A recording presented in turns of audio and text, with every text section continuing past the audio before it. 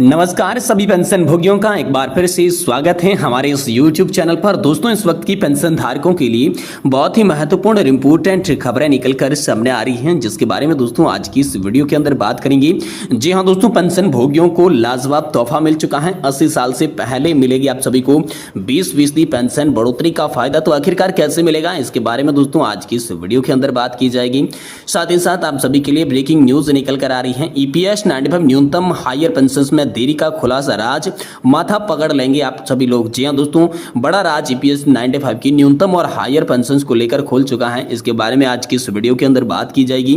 साथ ही दोस्तों, कर्मचारी भविष्य निधि संगठन की ओर से 7 करोड़ खाता धारकों के लिए बड़ी खबर आ रही है। खाते में जमा होगा इतना ब्याज। तो दोस्तों आप सभी के लिए वित्तीय वर्ष के ब्याज को लेकर 7 करोड़ लोगों के लिए बड़ी अपडेट निकल कर आई, तो इसके बारे में भी आज की इस वीडियो के अंदर बात की जाएगी।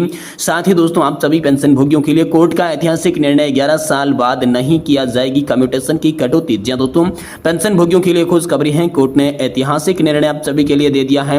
11 साल के बाद नहीं की जाएगी कम्यूटी की या पर कम्यूटेशन की कटौती। तो पेंशन भोगियों को इसको लेकर बड़ी सौगात मिली है, तो इस सौगात के बारे में भी आज की इस वीडियो के अंदर बात की जाएगी।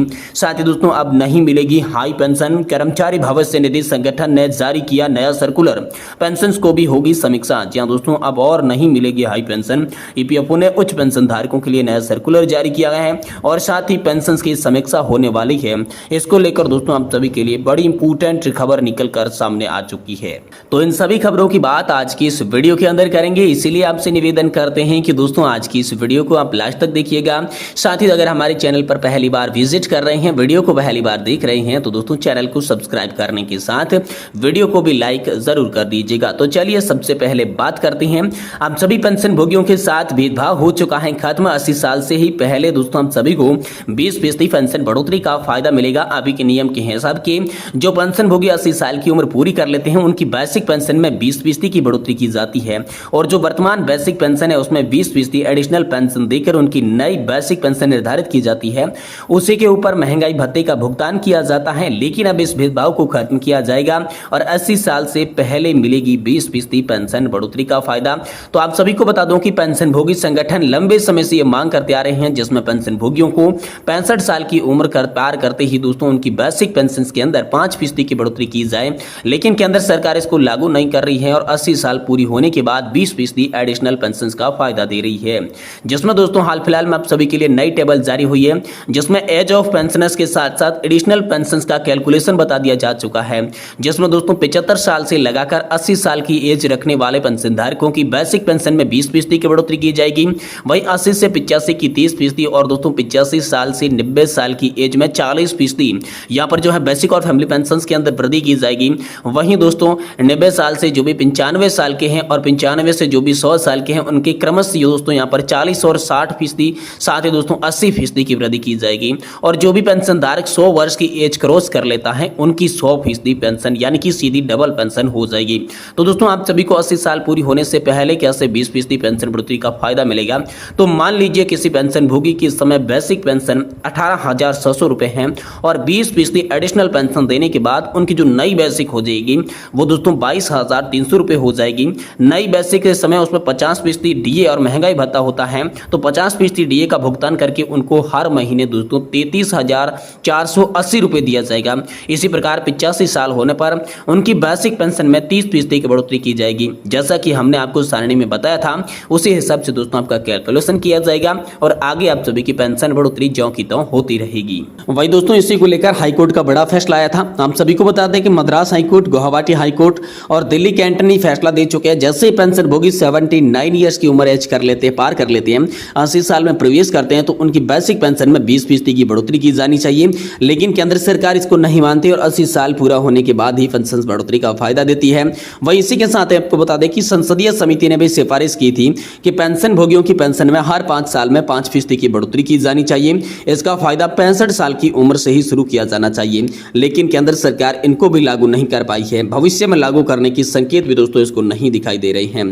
केंद्र सरकार ने कोर्ट के दिए गए फैसलों को भी लागू नहीं करती है, जिससे पेंशन भोगियों को जो वास्तविक में फायदा मिलना चाहिए वो नहीं मिल पाता है। लेकिन केंद्रीय पेंशन भोगियों के लिए अलग नियम और न्यायिक प्रक्रिया से संबंधित पेंशन भोगियों के लिए आखिर अलग नियम क्यों है, इसको लेकर लगातार पेंशन भोगी सवाल उठा रही हैं।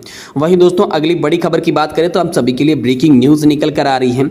ईपीएस 95 न्यूनतम और हायर पेंशन में देरी का राज खुल चुका है। जी हां दोस्तों, ईपीएफओ के तहत उच्च पेंशन और न्यूनतम पेंशन मिलने में हो रही देरी पर पेंशनर्स ने दावे और चिंताएं व्यक्त की है। यहां पर सरकार और संबंधित अधिकारियों को इस मुद्दे पर ध्यान देना चाहिए। पेंशन भोगियों की समस्याओं का समाधान करना चाहिए। कर्मचारियों को उच्च वेतन पर हायर पेंशन और न्यूनतम पेंशन मिलने की आखिरी देरी क्यों हो रही है, इस विषय पर जानकारी सामने आ रही है। कुछ पेंशनर इसके बारे में जानकारी दी है। आखिरी पेंशन भुगतान और प्रक्रिया में देरी क्यों की जा रही है। एक पेंशनर्स ने दावा किया कि ईपीएस 95 मिनिमम पेंशन को लेकर कर्मचारी भविष्य निधि संगठन और भारत सरकार के माध्यम से निपटारा न केवल कारण है, मांग पत्र पीपीओ जारी करने में देरी के कारण पेंशन भोगियों को उच्च पेंशन का लाभ भी नहीं मिल पा रहा है। तो दोस्तों, ईपीएस 95 पेंशन भोगियों को लाभ मिलने में होने वाली देरी के प्रमुख 4 कारण बताए गए हैं।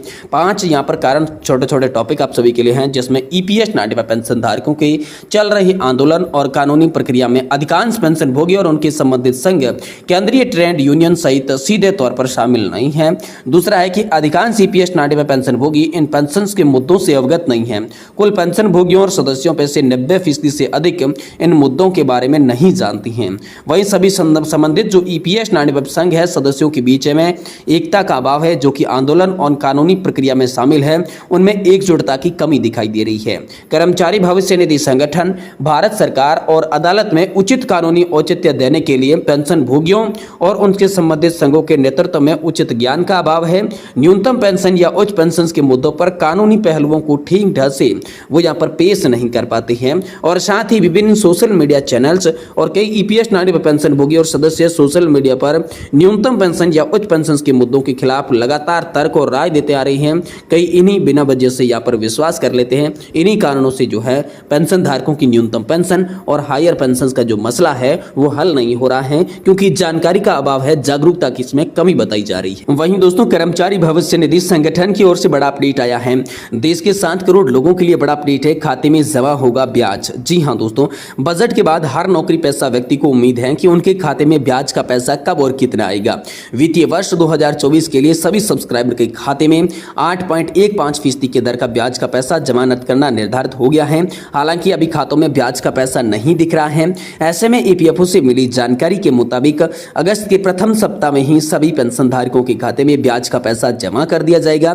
पीएफ काटने वाली संस्था ईपीएफओ ने ब्याज का पैसा डालने की तारीख का ऐलान आधिकारिक तौर पर नहीं किया है। आपको बता दें कि ईपीएफओ ने क्लेम सुविधा को भी अब बहुत आसान बना दिया है। आपको बता दें कि ईपीएफओ पहले ही बता चुका है कि वित्तीय वर्ष 2024 के लिए सभी निवेशकों के खाते में 8.15% की दर से पैसा जमा किया जाएगा। इस हिसाब से यदि आपके खाते में 7 लाख रुपए का बैलेंस पड़ा है तो आपको लगभग दोस्तों 58,000 रुपए तक का ब्याज मिलेगा। आपको बता दें कि यह जानकारी के लिए आपके पीएफ खाते में कितना पैसा है यह आप घर बैठे अपने मोबाइल से जान सकते हैं। आपको ईपीएफओ में पंजीकृत मोबाइल नंबर से ईपीएफओ यूएएन को यहाँ पर जो है 7738299899 पर भेजना होगा। अगर आपको अंग्रेजी में जानकारी चाहिए तो आप सभी को LAN के बजाय दोस्तों इंग्लिश में टाइप करना होगा। इस प्रकार हिंदी में भी दोस्तों हिंद और साथ ही यहाँ पर तमिलनाडु में तिम लिखकर भेजना होगा।